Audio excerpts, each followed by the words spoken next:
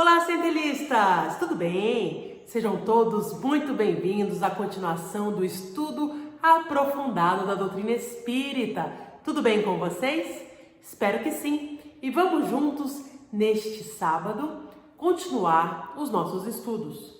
Agora nós iniciamos o módulo 2. E no módulo 2 nós vamos começar a estudar os ensinamentos do Mestre Jesus. Iniciamos hoje com as bem-aventuranças. Tenho certeza que todos vocês conhecem. Bom, então a primeira coisa importante é nós lembrarmos que as bem-aventuranças foram proferidas por Jesus e se encontram dentro do Sermão do Monte. Então nós vamos trabalhar um pouco o Sermão do Monte.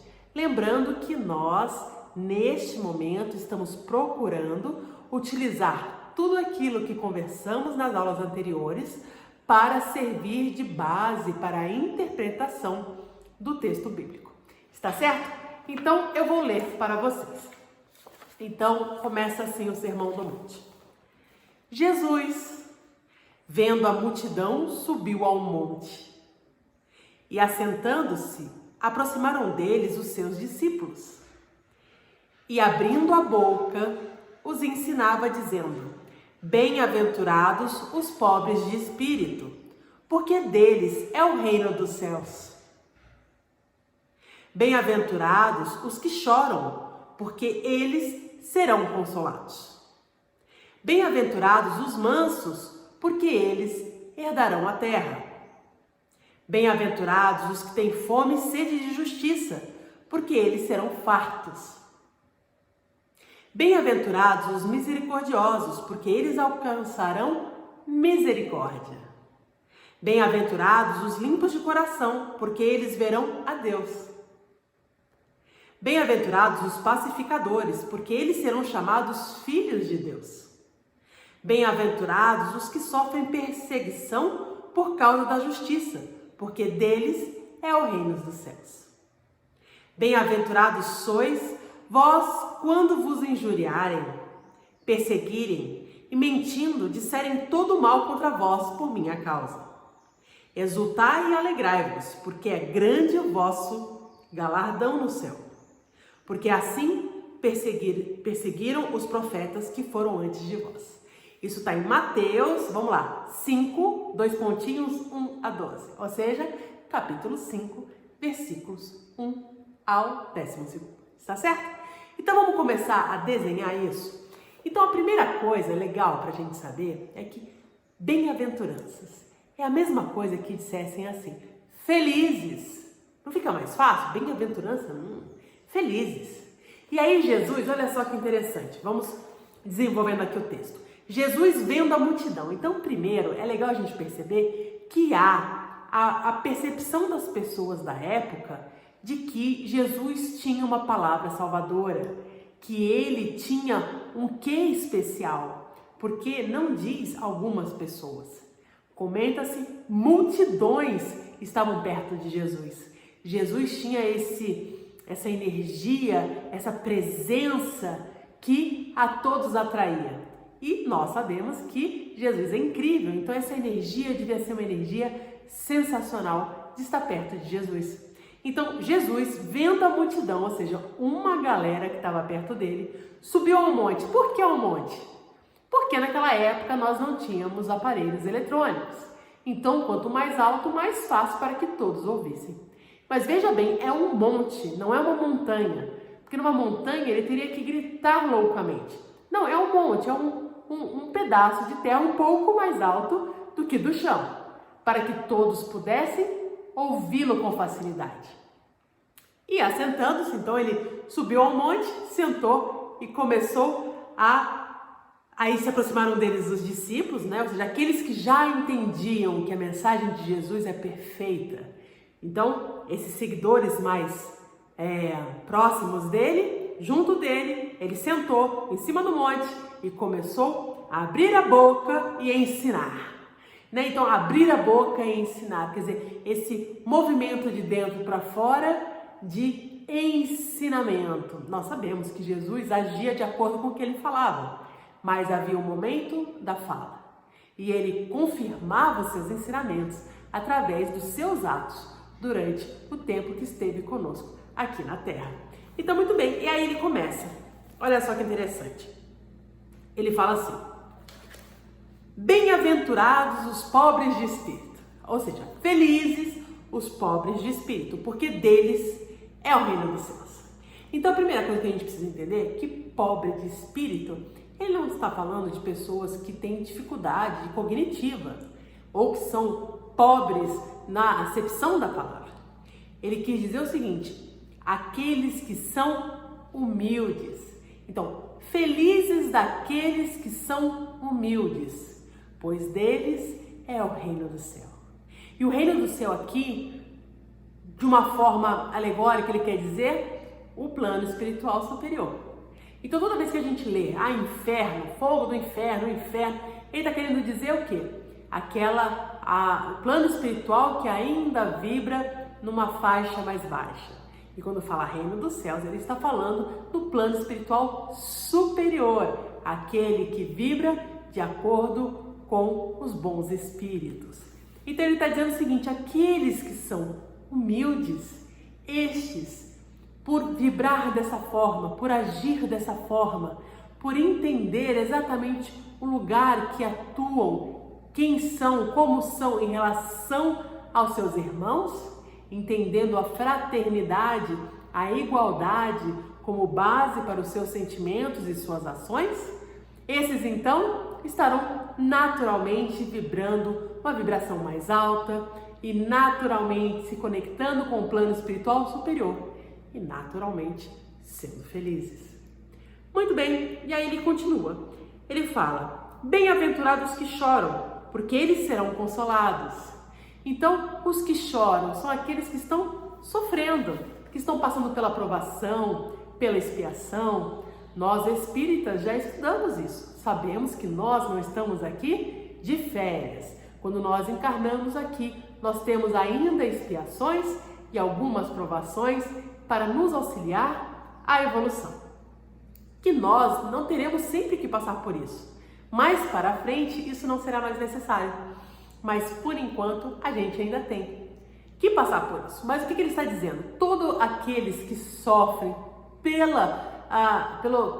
resgate necessário, pela provação que se colocou enquanto espírito imortal que serão consolados. Por quê? Porque nós sabemos que o plano espiritual superior é conosco. Quando nós passamos pela provação de uma forma resignada, pedindo auxílio do plano espiritual, eles sempre são conosco. E às vezes colocam outras pessoas que nós nem sequer conhecemos ou nem sequer temos afinidade para nos auxiliar no caminho. Plano espiritual, nós sabemos que nós temos a família consanguínea, mas temos a família espiritual, e a nossa família espiritual é muito maior e às vezes nem tem relação com a nossa família consanguínea. Então, no mesmo momento que nós estamos aqui, muitos dos nossos parentes da nossa família espiritual se encontram na espiritualidade e também nos auxiliam, nos inspiram com decisões positivas, com a ajuda, com a esperança, com a força necessária, enquanto estamos aqui na Terra ainda chorando. Desde que nós consigamos agir de forma coerente com o Evangelho de Jesus, nós sempre seremos consolados e naturalmente felizes dentro dessas possibilidades do nosso dia a dia. E ele segue: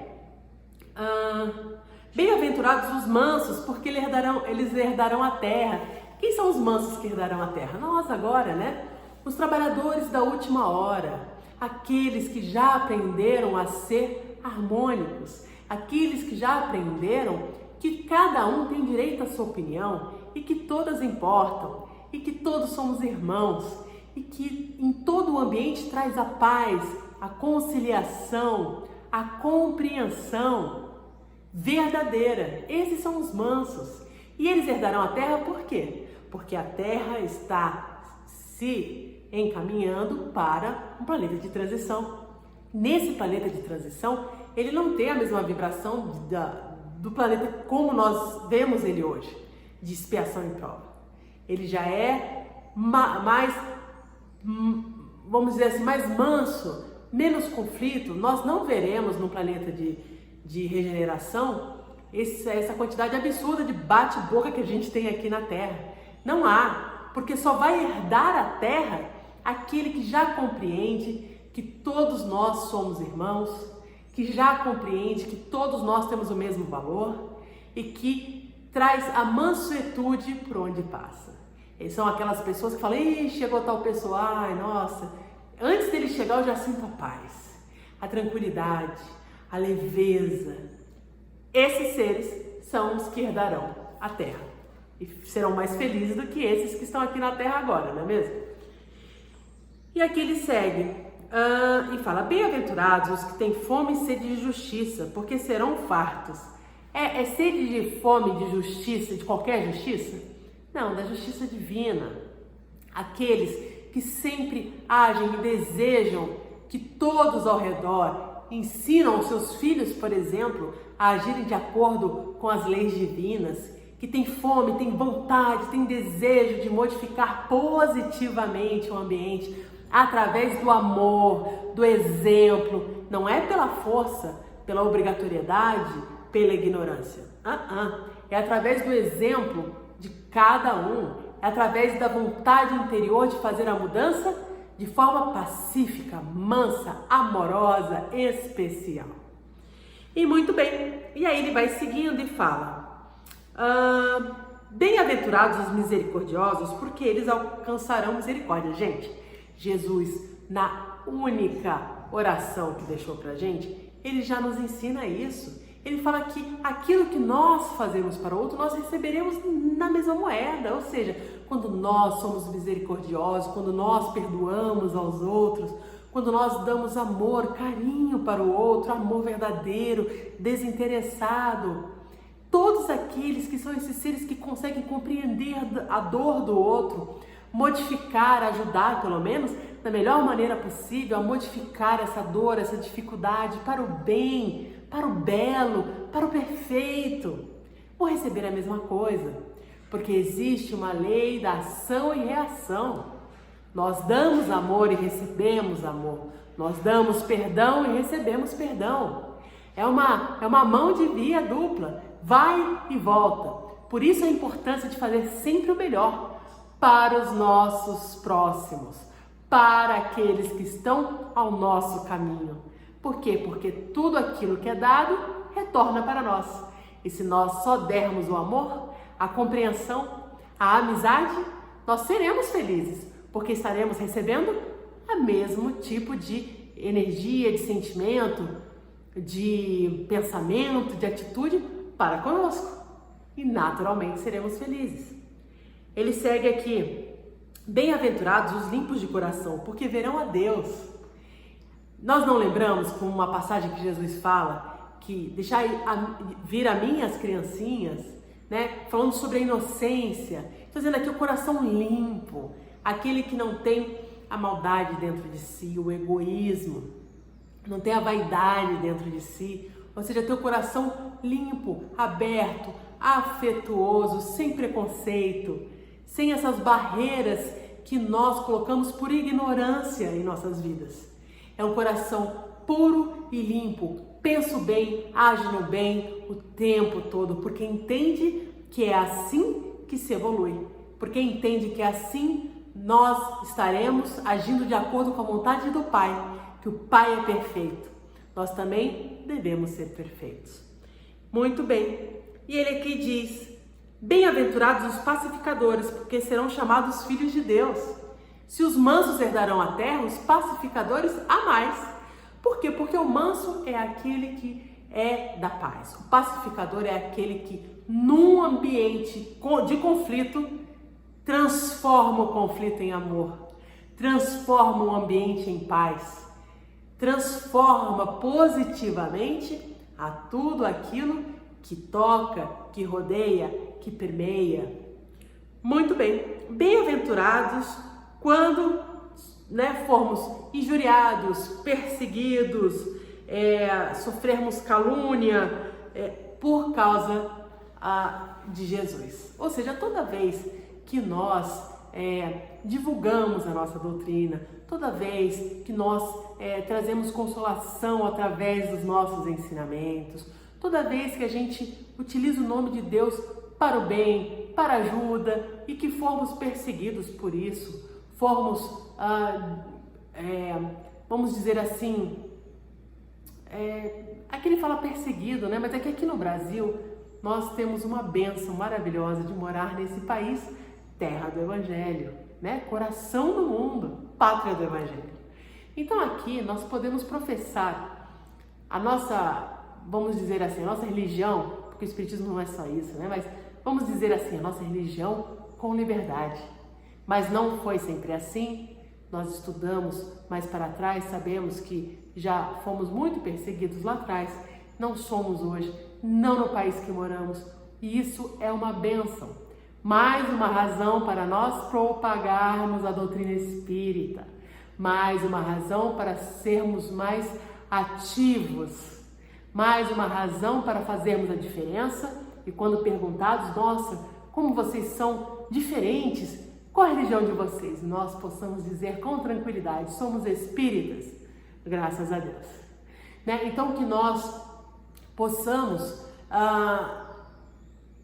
acho que essa atitude nem se aplica tanto ao Brasil, nós não somos tão deixados à margem por sermos espíritas, mas aqueles ainda da sua família, da sua sociedade, que vejam vocês de uma forma negativa, não se incomodem. Sigam de acordo com os ensinamentos do Mestre Jesus. Não há erro, porque Ele nos ensinou que Ele é o caminho, a verdade e a vida. E sempre que nós seguirmos os seus ensinamentos, nós estaremos certos para o ser imortal que somos em busca da nossa felicidade. Muito bem. E aí ele diz que todos nós que passamos por todas essas coisas, que nós fiquemos alegres, que elevemos a nossa vibração em gratidão, porque no plano espiritual, no momento em que nós desencarnarmos, nas próximas vidas nossas, nós teremos então todas as bênçãos, todos os louros dessa nossa capacidade de sermos humildes, mansos, né? De estarmos praticando a pacificação, de estarmos fazendo uma modificação positiva na nossa vida. Nós vimos no primeiro módulo a importância de nos colocarmos nos ensinamentos. Então a primeira coisa sobre esse ensinamento é que nós não devemos levar ao pé da letra, porque existem termos que significam muito mais, né? Então nós devemos entender o contexto, entender quem fala? Jesus. Em que momento? No Sermão do Monte. Para quem? Para a multidão e seus discípulos. O conteúdo, todas aquelas virtudes morais que nós precisamos ter para sermos felizes. Então é como se ele tivesse trazido para nós uma receita, uma receitinha de bolo, só que uma receita para sermos felizes. Então nós só seremos felizes quando nós estivermos de acordo com esses ensinamentos, de acordo com essas virtudes necessárias para que sejamos seres melhores na nossa encarnação. Está certo? Essa é a aula de hoje, espero que vocês tenham gostado e lembrem de ler, refletir, podem trazer novas ideias sobre as bem-aventuranças. Um abraço para vocês e até sábado que vem!